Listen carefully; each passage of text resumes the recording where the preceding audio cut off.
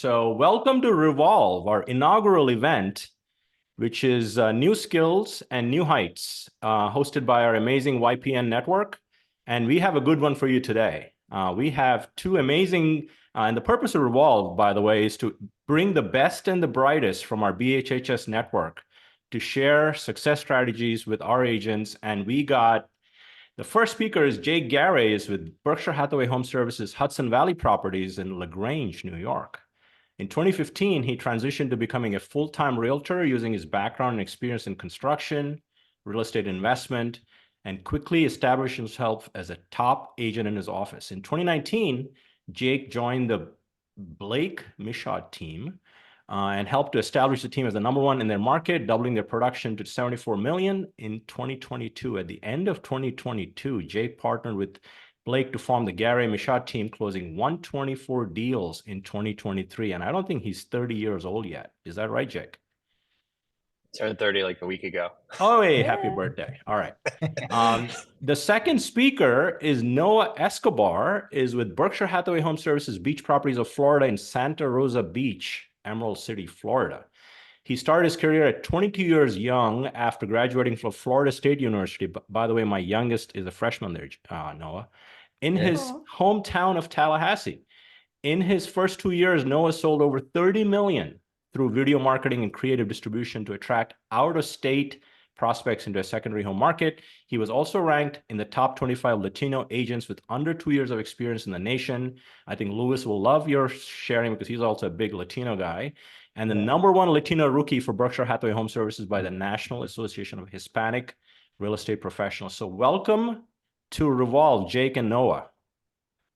Super excited. Thank you for having us. And I know there's a lot of people on the call with watch parties and stuff. So as you start to listen to the podcast episodes, virtual event here, please post your questions in the Q&A and not in the chat. So at the end, I'll come back and kind of maybe ask Jake and Noah questions that maybe not have been covered. But I'm going to turn it over to our amazing YPN hosts.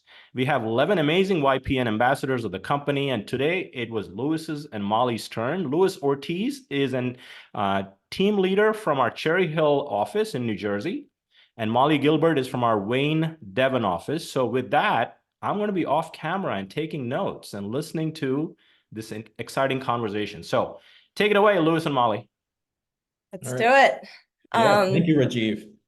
Thank you, Rajiv. Yes. And welcome, everyone. Thank you for coming. Noah, Jake, thank you for speaking. And it's been really exciting talking with you about video and social media and putting this, all together. And of course, watching everything that you've been doing on your socials now that I follow you. So I'm really beyond excited for you two to share everything, what you're doing to this group and learn more today. So let's definitely get started. Awesome. So we're going to go through a series of questions and can't wait to learn even more from you about this. So most importantly, number one question, how has video contributed to your success? And where and how did you begin? And how has it evolved over time? I'll go No, you first. wanna go Come first? on, Jake. Yeah, I'll Go go ahead. first. So I started off my business. I'm in 30A in between Panama City Beach and Destin. So my market is primarily second homes, investment properties, second, third, fourth homes. It's definitely a secondary market. So I actually started off my business doing cold calls to vacant lot owners, which is unemotional. The lots I was selling was about 500,000. And I realized like the more that I worked, obviously the better my business got. But if I ever stopped working, my business was installed right there. So I leaned to video to kind of connect with people faster because that's not nobody else was doing it in my market. And it allowed me to take relationships wider because people started to trust me. And so over the last, I want to say I started in February of last year, maybe. I've now gotten to a point where over $10 million in buyer and seller leads have been closed directly from leveraging YouTube and the video distribution. It's one of those value propositions that not every agent is doing, so it allows me to, especially to stand out. And even with the recent lawsuit, it shows people me adding value up front. So when they come to interview me, it's like they already know me, right? So what can we do to add, build like and trust process? And that comes through video. As of now, it's evolved from nobody watching my content to about 7.8 hours of watch time a day. So that's 8 hours while I do my own prospecting, while I hang out with my friends and family. doing side projects and side hustles, doing video production for nonprofits. It prospects for me for about 8 hours a day, which has been pretty cool. It's amazing. Noah, that's amazing. It's fantastic to see how your journey has kind of evolved. And it seems like your platform is YouTube. I just wanted to also see how Jake has done this, his journey as well. Jake. Thank you, Lewis. So I was in the business at 20 years old, and I started with social media primarily because of necessity, right? What's the first thing everybody says when you get into real estate? It's like, well, go to your sphere of influence and talk to everybody about buying and selling. Well, at 20 years old, you don't meet a lot of people who are even renting, let alone buying and selling. And social media was really the only place that I could go to tell everybody what I was doing in a passive way that wasn't super salesy, tell them about what I'm doing, and also try and showcase my expertise and stay top of mind. So I started off with just your generic posting of pictures, listings, and things like that. And then I started to try to personalize a lot of that content. And I saw the shift on socials going away from kind of stagnant images and more towards video, and tried to put myself in as much as humanly possible to really build my personality, because in this business, we're really selling ourselves more than anything, right? At the end of the day, everybody knows a real estate agent. Everybody knows someone in the business. What really differentiates you is your personality, your style, your way of doing business, your expertise. And so for me, video was a way to do that and to stay top of mind with people. So I started off with a lot of just talking and just, showcasing listings and just trying to test a lot of different things. My strategy with social, with video, really with everything is try everything. I think a lot of people overthink like getting started and trying to get too technical with like, here are the steps, instead of just being like, hey, let me just take a phone, put on the camera, record a quick video, showcase a listing, show people you're doing the business, that you're out there showing houses, meeting with people, all of that. And that's kind of where it started for me. And it's evolved into this all-encompassing thing that sometimes feels like we're running like a small media agency for our team, quite honestly. But that was a process that happened over the course of 4 or 5 years. And it wasn't like an overnight thing. It was a progression. For me, similar to Noah, a lot of it is the passive prospecting. It's staying top of mind. I always say social media is almost like a CRM, because it's a way to stay connected with people and be personal about it, without being super salesy and constantly being like, hey, I sell real estate. Remember me? When are you listing your house? It's a way to just talk about the business, to show people what you're doing. And yes, it leads to lead generation. I think in the last 2 weeks, I've gotten 4 listings just off of my Instagram alone. Now, that's a process that's taken a long time. And obviously, this time of year is a very heavy time for listings. So I think it's very cyclical. But it's also the fact that the thing that's hard to quantify is how many listings we win, because we sit down with every single seller in a competitive CMA where they're interviewing 2 or 3 brokers, and we show them our marketing, we show them what we're doing. And in our market, not a lot of other people are doing that. So we win so many listings just because of that. Even if they didn't find us on social media, if they didn't find us through a video, we win that business because of what we're doing online and with video. So it's not just the leads, but also the ability to sell yourself to your clients that I think is really, really helpful for us. Nice. Well, you're obviously not shy on camera, and I like how you both just got out there and just got started. And I think that's, a point where a lot of us have to, just take that first step. And I really like how you both harped on the passive income, because that's really important. And, that you're getting from using video and social media. And with that said, what platforms are you guys using and why? So I primarily focus all my attention on YouTube. Jake is a great example of starting from YouTube and leveraging it to different, just creating an umbrella effect and going to different platforms. So that's something I'm personally learning from Jake, but YouTube has been something since. So I grew up, my dad's in the army, so we grew up overseas doing all these different things. And every time I wanted to learn about something, I went straight to YouTube because I wanted to see it, right? I wanted to see it, I wanted to hear it. And so I realized like, okay, if people are coming to my place as a vacation destination, if I do the same thing, how are people going to find content about my area? So I realized that people were, YouTube is owned by the largest search engine. It's the second largest search engine. And so I really started to leverage like, okay, if I'm going to go to YouTube for information, I know that other people are going to do the same thing because they're potentially searching for it. So I had a couple buddies, they're like, hey, we see you're generating business through YouTube, but you have 200 views, right? And it's because those 200 views are intentionally searching for that. Like one of my videos has, I think it's up to like 350 views right now, but it has generated me about $3 million in buyer leads, right? So because people are intentionally searching. And I think one of the biggest things, something I need to learn from Jake, is that people are taking this, big content, long form content, and turning it into short form content. Because I think if people are looking at Instagram as TikTok as the next search engine, right? Like I was hanging out with my girlfriend, she's like, where should we eat? And she goes on TikTok and types in 38 restaurants. Never before have I ever seen anything like that, but it sparked something in me, right? For the first time, where it's like, I have to then adapt to YouTube is a great place for my demographic. My clients are typically between 30 to 55. So they're on YouTube. But if I want to attract younger professionals and entrepreneurs into my area, then I also got to leverage TikTok and Instagram. And using AI cuts down so much simpler than it used to be. But I think Jake does a great example of taking one piece of content and deciphering it up through a couple different platforms.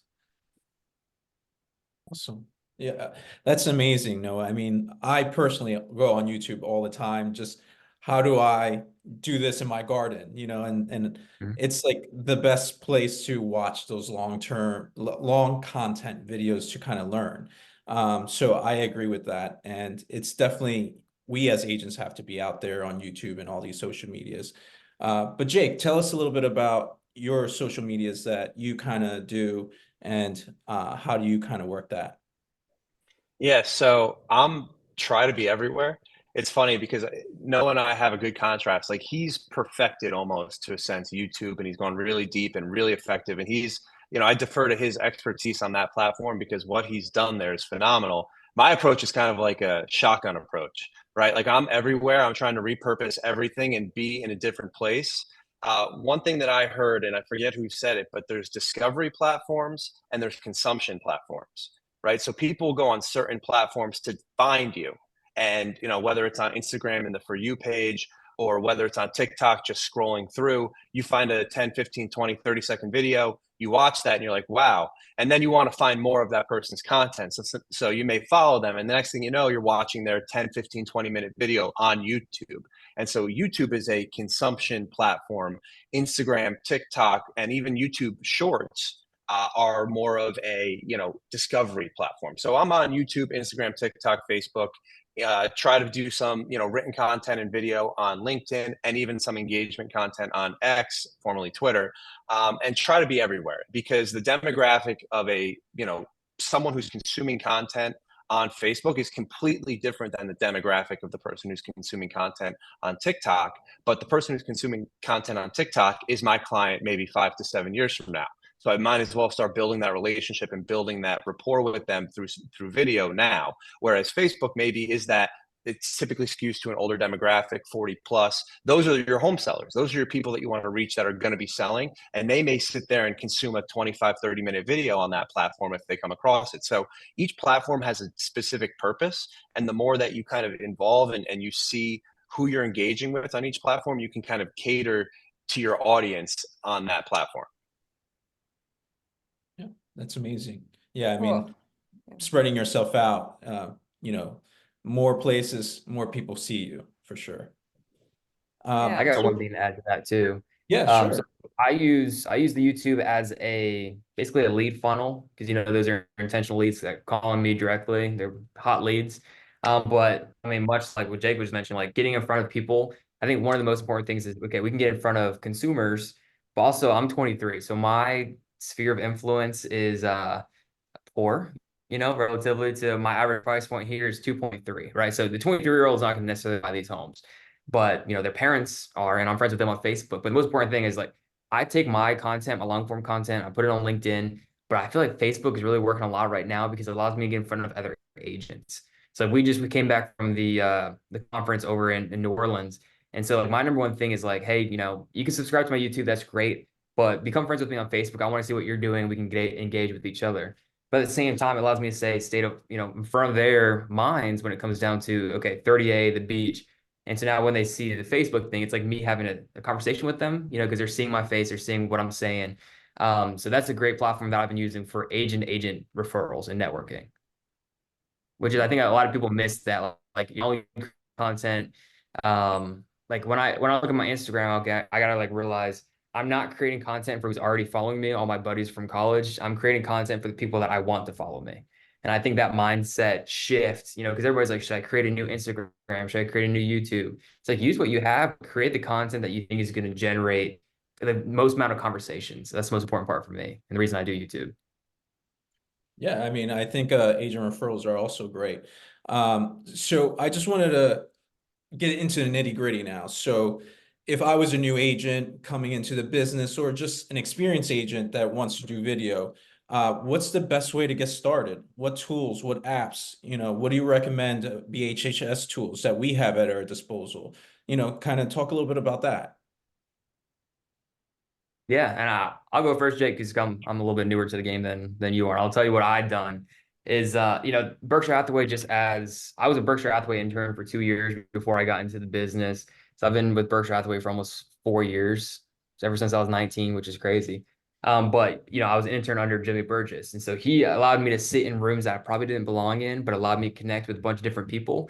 And I think that's the biggest thing is, okay, like I see what's working for Jake up north, and I'm like, how can I take that idea and replicate it down here at the beach? And I think the biggest thing that you can do as a newer agent is find other newer agents, within that 2 to 4 years of starting out, because that's kind of the burn rate, right? Make sure what they're doing is actually working, but seeing what they're doing in terms of, okay, what videos are generating leads for them? What type of content is creating the most engagement or conversations for them? And the biggest thing with Berkshire Hathaway is like, if you reach out to me and you say, hey, I'm blah, blah, blah with Berkshire Hathaway, I'm like, oh, we already have something in common, and we can just have a conversation. So I think leverage the brand for what it is. It's basically a huge networking event, right? We all wanted to get to know each other. And so I would say, as a newer agent, how do you get started? Is find other people that are doing exactly what you want to do and ask them for help. And then I would say, like, the next thing is, when I look at like doing YouTube or Instagram, I always want to find someone that's doing it a little bit better than me, 2, 3 years longer than me too. And I want to find out, like, hey, what took you 2 years to learn that I can learn today? Right. And engaging with these different people and having those conversations are huge. And that's what I do. Jake's probably tired of talking to me all the time. I'm like, Jake, he built out a team. He's doing all this content. It's generating leads. I'm like, Jake, what can I do today that's going to get me to where you are faster? That's good. And just real quick, Noah, Yeah. When it comes to, like videos, what would you suggest to this person? Just, do they just pick up their phone? Should they get like a camera? Like, what is it? How should they start, this video journey? Yeah.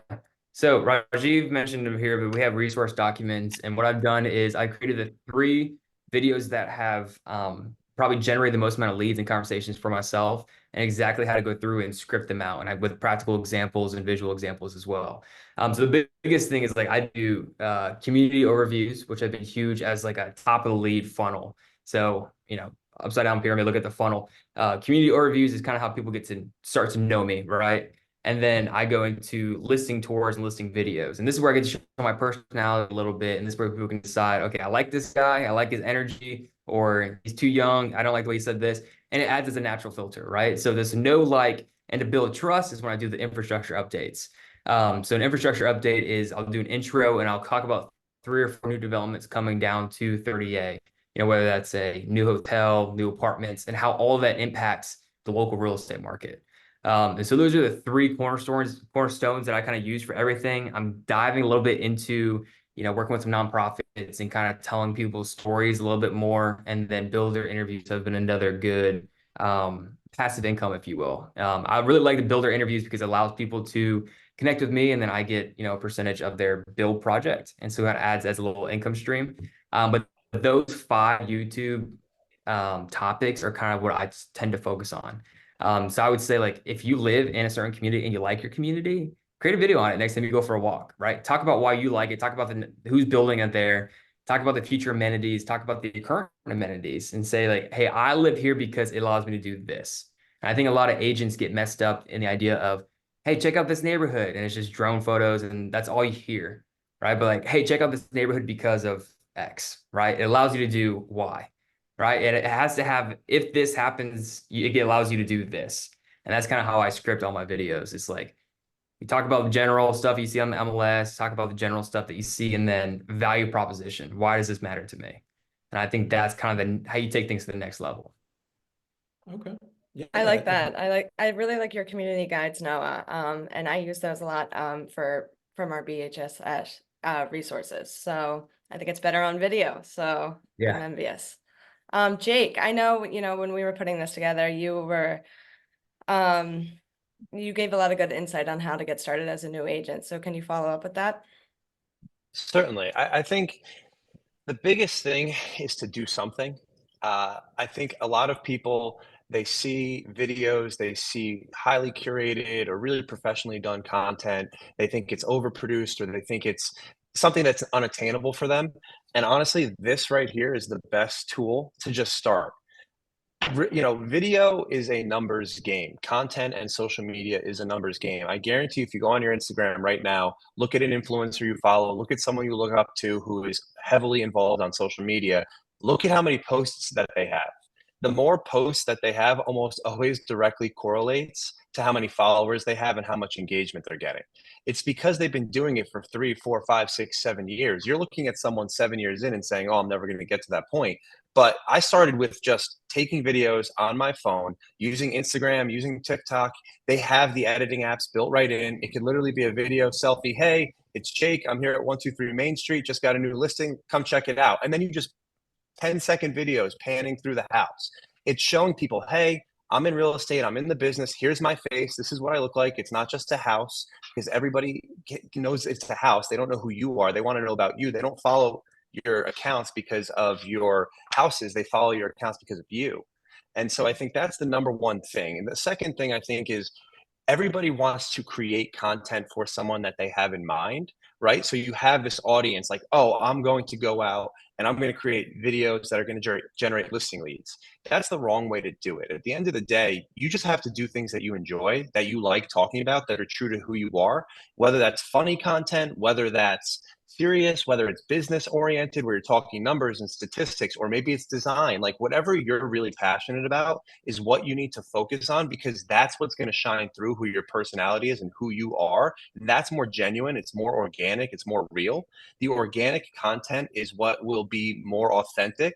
And you can write a script if you want to sound more professional and more polished. Just make sure that it's truly how you would talk, and talk like it's you. You don't want to talk like a robot, because then you feel like you're not being authentic and you won't stay consistent. And then lastly, that leads to my last point, is when you feel like other people are judging the way you look or any of that, you won't post it. Like I now don't watch any of my content because I hate the way I sound and I don't like the way I look in half of the videos. And so if I look at it, I'll be like, don't post that one. I don't like that one.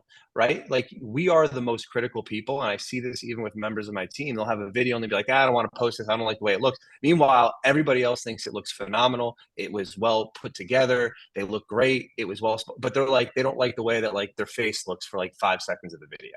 And that's holding you back. Like that inner criticism is holding you back from just going out and doing something that'll improve your business, improve the way that you're doing things. And it's also just putting out more positive information about agents, the industry, all of that stuff, providing more value, showing that we are educated, we know what we're doing. It's overall good for everybody.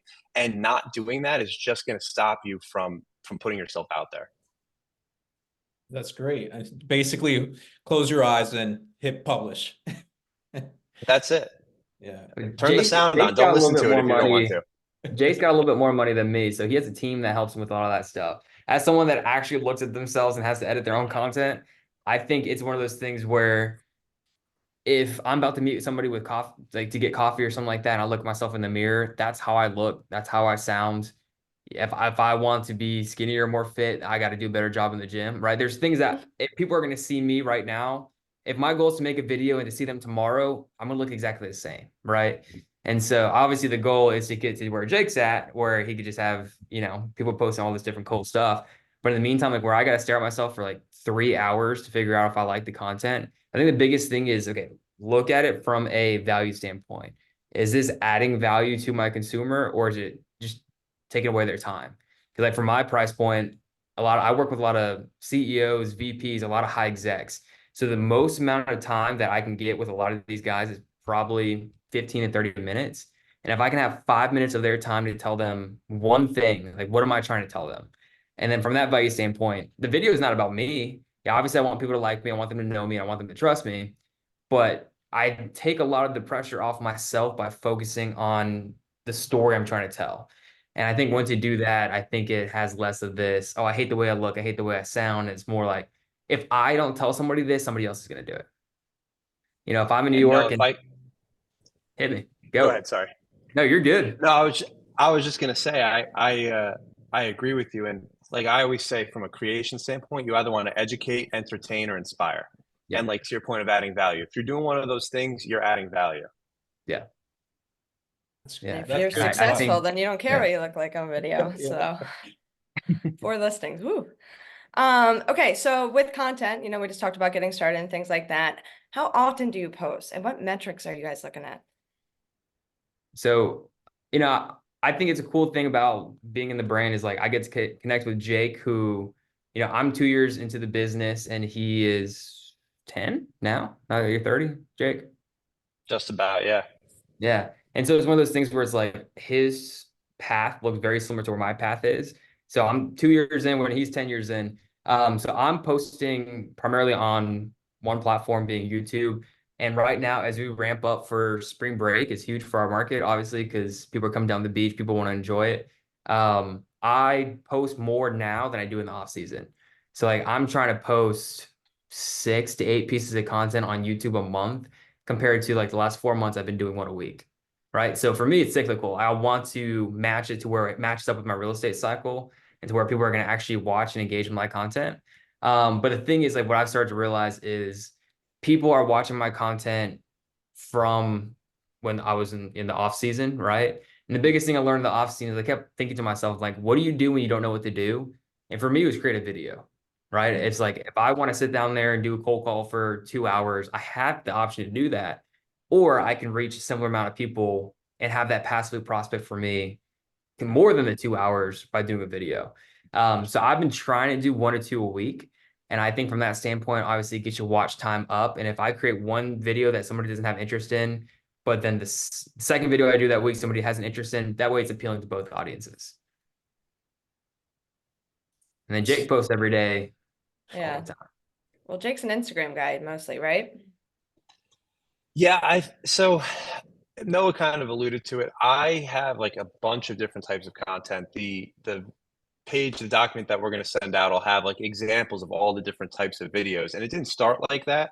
It started with one type of video. It was just basically listing tours, and then we would repurpose that into different things. And that's kind of what our entire strategy is. It's really just taking longer form organic content and then repurposing that. So like, in terms of quantity of number of times, each platform's different. Like YouTube, it's usually if I can get out 1, maybe 2 posts a week on like as a longer form video, that's really like the sweet spot for me.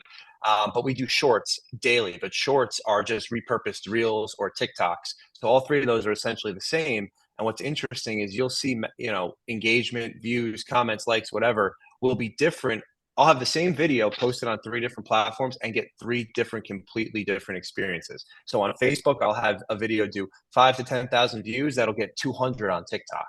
And so you don't know where that video is going to do well. So if you are creating those short form, 30-second, a minute long videos, you have the video already. You might as well post it everywhere. Same caption, whatever the case may be.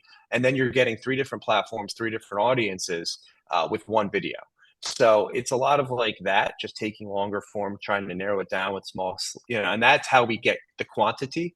Because otherwise, if I was just taking a 30-minute video, it would be hard to, just get that and do that at scale. Yeah, that makes sense. Yeah. Where are you getting your content? You're just thinking of it, how are you getting creative with it? Well, I think there's like a lot of people don't see behind the scenes is probably for Jake and I both is that we're researching, right? Like if I'm laying in bed and I'm on TikTok, I'm trying to find the next piece of content that I think stands out to me. And it's conversations plenty of times with Jake and I where it's like, hey, what's working for you and what's not working for you? And let's kind of create ideas together. And so it's less of we're genius masterminds sitting in our office trying to come up with ideas and more like, okay, there's tons of agents, right? And I like the idea that some art is original, but not every art is original. It's just manipulated to fit something better. So Jake will tell me an idea, and I'll take the aspect that I really like of it and do the same thing down here. But I think it's one of those things where it's you constantly have to be researching it and sharing ideas with other people and having people to keep you accountable. Because if you don't have that, then you're left to your own devices. And if that was the case, I would probably be out of ideas last year. There's only a certain amount of things I can do and talk about. But that's the other thing. Like, I focus a lot on new development. And from last time I checked, people aren't stopping to build anytime soon. So it creates that natural leg of content, right? So there's a phase that I really like working in, has 800 families, but they're building out 5 new phases. So that's 5 videos that I'm now creating on each specific phase and doing videos with builders, talking about all that stuff. So basically what I'm taking is one idea and one subsection of my market and manipulating it into different types of videos. Yeah. So you're learning from others and you're working smarter, not harder, it sounds like. Jake, where are you getting your content? So some of it is just like we do weekly meetings where we'll just brainstorm ideas. We do like business planning, all of that. So we call it like social media brain. So we'll be like walking down the street and you just have an idea, you write it down, you text it, whatever, and you just try and we again test everything, like just trying every type of content that's out there. But for me, the biggest difference or what really helped me to kind of take it to the next level, anybody who knows like who Gary Vaynerchuk is for years, he's always said like document, don't create. And it literally took me like 10 years to understand what the hell he meant by that. Every time I heard it, I'm like, I don't get it. I don't get it. And that's essentially what we do is we literally like weekly business meetings. We just turn the camera on, we record the meeting. You just never know when you're going to get a video out of that. We do events for our clients. We have someone with a camera there just taking B-roll and filming. And, we do golf outings. We do brokers open houses, right? We're showcasing the house. We're showcasing the team. It's adding a personality. So a lot of it is just like I have a podcast. So a lot of it'll be long form videos where I'm interviewing people. That's a whole nother piece of it that is great because it's like, a way to ask for someone's time in a non-aggressive and passive way where you're offering to do something for them. And then we take that and we break that up into 6 to 8 videos. So a lot of it's just documenting the things that we're already doing. Like if you go and meet a client and they're okay with being on camera, put the camera on and record it for 20 or 30 minutes and see that conversation because they don't have to be in it. They don't have to talk about it, but you're going to be answering questions that show your expertise that you can then take and put into a 30-second or 1-minute long video talking about the market, talking about how you market a home, talking about the process. And you're already talking about this stuff. And I think that's the big thing. Like a lot of people are like, I don't know what to post. I don't know what to you talk about this stuff every single day. You're an expert in your business. All you have to do now is instead of doing it to someone that's sitting with you, do it to someone that's sitting with you, but record it. And then you can repurpose that video into a million different things, however you want. But then it's true to you and it's organic. So you don't have to go out there and be like a genius wizard and like create a bunch of different ideas. And there is some of that after time when you're like just trying to have fun with it and create new and exciting ideas. And to Noah's point, a lot of it is like we'll see a video and we'll be like, how do I make that like in my tone or in my personality? How can I make that how I would do it, like my own personal spin on it? And that's really it. It's kind of like there's no perfect solution. You kind of just got to try it out and see what you find in your own system almost. Yeah, That makes me think of like last night I was trying to come up with some real ideas because I don't do the short form content. I really want to. But like probably for instance, if I thought of these ideas, I'd text Jake and be like, hey, here's the 3 videos I'm thinking of, right? I saw one guy do, he said, hey, let me take a minute of your time to tell you about this new development. And he put like a little countdown clock and it was a vertical thing. He just talked about the entire development. And I stayed engaged with, I don't even live there, it's a totally different part of Florida. But I was watching it and I was like, he got my attention like that, right? How can you generate the engagement and the attention of others? So that was one cool idea. I saw someone do one that's what I'm telling my buyers and sellers this month, right? In an ever-changing market where things are constantly going one way or another. And I'll tell you, like, I have 8+ months of inventory, right? So everybody has a home for sale right now. And we don't have a lot of buyers that are willing and able to just kind of start buying a lot of this stuff up. And so like I can have, like right now I have 14 listings when, listings 2 years ago was like an ATM, right? And so now it's like, okay, how can I generate buyers to do both of this? So there's different things that you can tailor conversations to. Like I probably need to create one today where it's like what I'm telling my buyers this month. And that way it kind of gets me in front of other people and allows other people that may not be connected with me to kind of see, okay, this guy actually knows something. Hopefully that's the goal, right? You got to think about it a little bit, what you're going to say. But those are some ideas that I just saw that I think would be pretty cool if someone did it. I mean, those sound like really cool ideas. Maybe I'll start implementing some of those things. Yeah, there you Stealing go. yours, huh? Yeah. So tell me, guys, so if you create a video, what's the best way, or what are some tricks or tips on how do people find these videos? Descriptions? Is it geotagging? What are you doing for people to find these videos? Good. Jake, do you want to take this one? Yeah, absolutely. So I think number one, Instagram, I think, is in the top 15 globally in terms of SEO. So writing a descriptive caption, if it's a listing, writing the listing, like whatever it is, just putting longer form captions in there so that the algorithm and so that SEO wise, it just drives attention and it increases the ability for people to discover that. I think locationally, like you said, geotagging is helpful if it's specific. So I know for me, if I'm traveling to somewhere, I'll go on there and look at like some of the posts and just see what's there. But I think the biggest thing is that's like a hack is like collaboration. So if you are posting a piece of content with someone, um, or it's a house and you hired someone to film it, or whatever the case may be, a local business, tagging that business, tagging whoever's involved, because that becomes shareable content. So now they're going to do what? They're going to reshare it to all of their audiences. And now you're going to expose your page to all of those people. And so I think that's the biggest thing is like naturally people want you, they want to help you, number one, but number two, they want to reshare what you tag them in. So if you tag a bunch of people, they're going to reshare it, and then you're going to be exposed to that whole new audience. So I think that's the biggest way to like, as a hack, to really get new people seeing your stuff. That's a good one. That's definitely Yeah. a good one. What about No, you? I'm sure. Yeah, you get into a lot of Jake is way smarter SEO than and I am. Like I said, I'm 23. I graduated from college when I was 20. So, and the only reason I did that is because everything was online and I got to cheat my way through it. But the biggest thing that I learned is like, okay, if we're looking at SEO, I'm not an SEO expert. I like to think I can sell real estate pretty well. I just use ChatGPT for the most part of generating the types of titles and captions that I think, because I don't know what stands out in keywords of what people are essentially looking for. So Yeah. I've used TubeBuddy is a great Chrome extension. It allows me to see what kind of tags people are using to tell YouTube like, hey, my video is about this. And by leveraging that, it allows me to pop up as the first or second when someone looks up a certain neighborhood or search term. So TubeBuddy has been a really good I would just say it's a supplement, right? It's not the only thing that's going to help me get to that next point. And then I'll just look at YouTubers that I think are popular. Some YouTubers when they are focused on real estate, like I always look at Ryan Serhant, right? Ryan Serhant does a great job of attracting other agents to watch his stuff too, right? But at the same time, there's certain things that he does that you can tell is tailored towards buyers or sellers, right? His main goal is to build up, sell it like Sirhan. My main goal is to attract buyer or seller leads. So then like Brad McCollum out of I think Calgary up in Canada, I see what thumbnails and what YouTube titles are working for him. And I take it and manipulate it because on all these search or all these social medias, the biggest thing that's driven by is numbers, right? So understand the back end metrics. Like you can go to my YouTube channel right now and look at most popular and take the stuff that works and leverage it, right? And so I try to do things where it's probably quick and easy.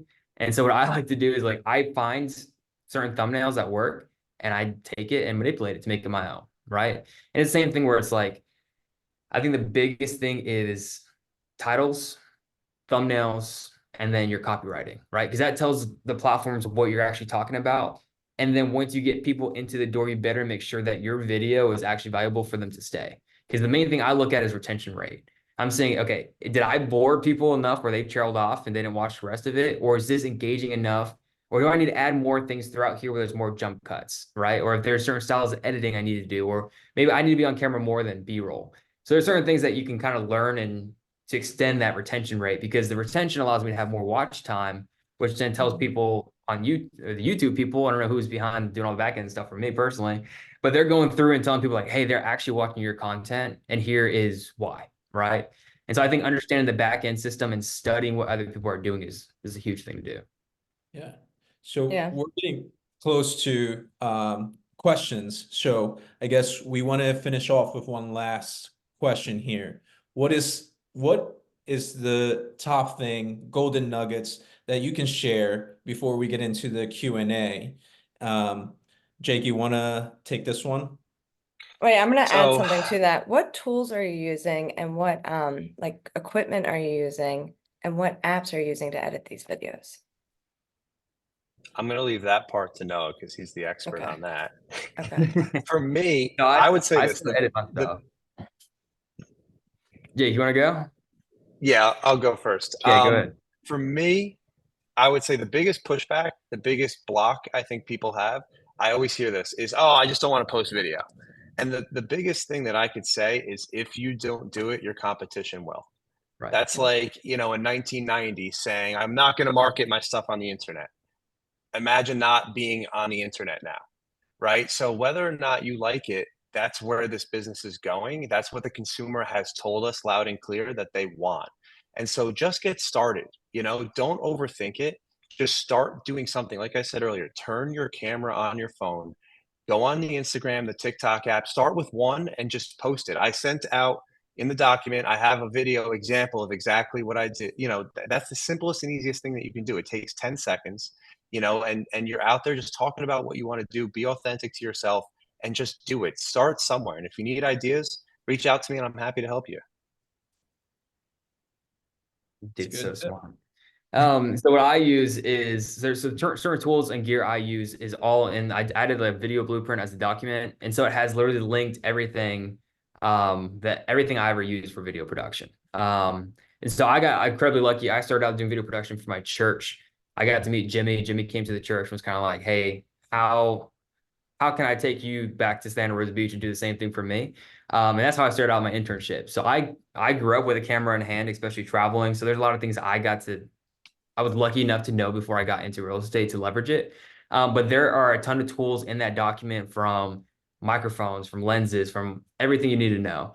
And if you don't want to do that anymore, you can hire a videographer. And so that would lead me into my golden nugget is find a friend or a videographer that's willing to record you and tell you like, hey man, that didn't sound like you. Or hey, when you said it this way, it sounded a little weird. There's some fluctuation in your voice. Try saying it again.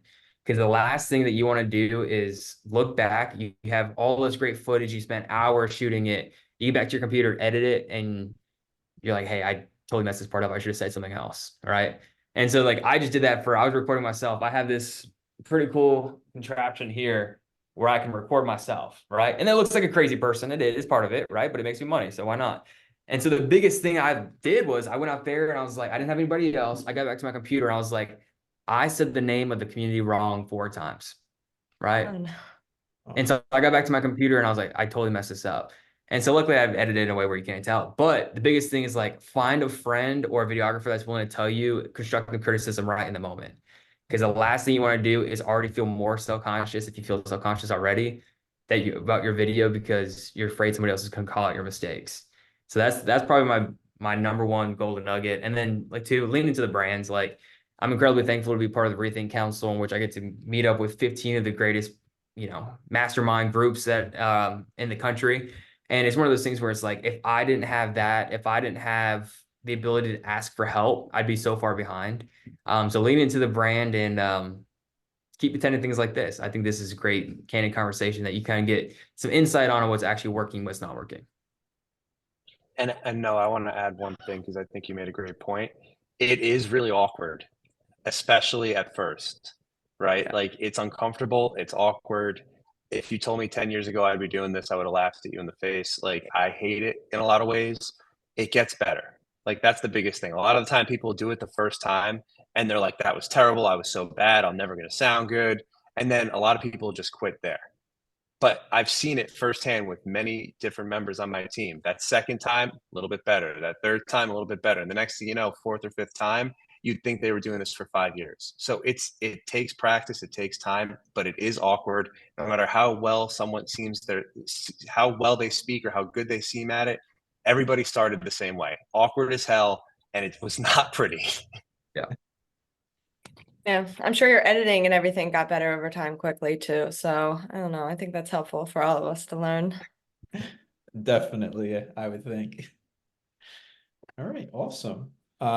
So we've hit almost 12:50. So Rajiv, Well, gentlemen and Molly, you guys did a great job. I was taking copious notes, by the way, although this is being recorded.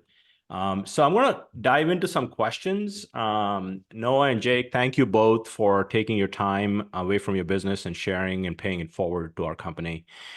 So one of the questions that there's several themes in the questions, and I think most of those will get answered with the documents that Jake and Noah sent us that we're going to follow up and share with you. But I'm going to pick off a couple of questions that so do either of you deviate from real estate content on your social platforms and jumping into trends, posting some personal content? How much of the personality do you mix in beyond just the content being all real estate specific?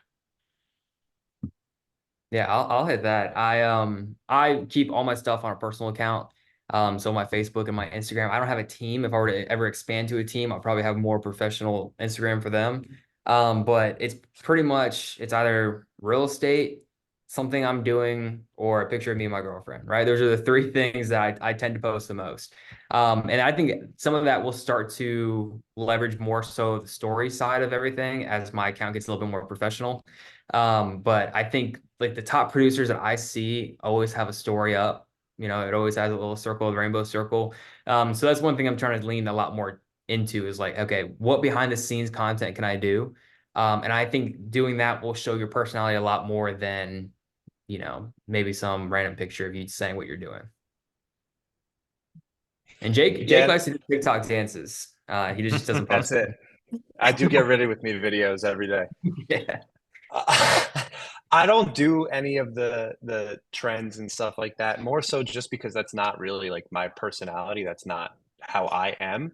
But I mean, I'm a huge sports guy, love to golf. I'll post stuff about that. My fiance, my family, things that I'm doing, like Noah said. I will mix in some of the personal stuff, love to go out to eat, and explore and things like that. So I'll post about like the communities that I'm in, the things that I'm doing, and personal life and things like that. That's probably like 10% of what I post. I don't do a ton of it, but I try and sprinkle it in so that it does show a little bit more of like the non-business side as well. Right.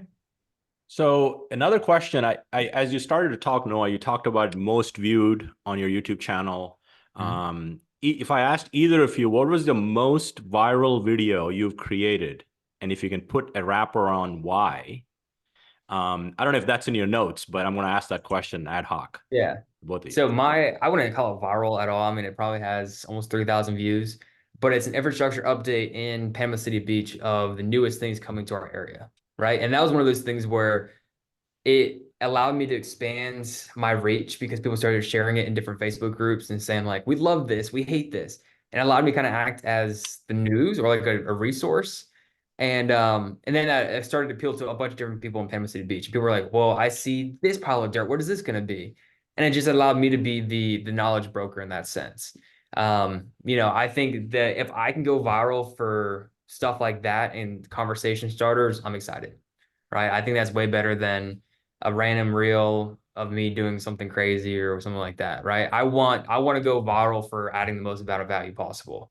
And again, those infrastructure updates are huge, not only for investors, homeowners, home buyers, but also developers too.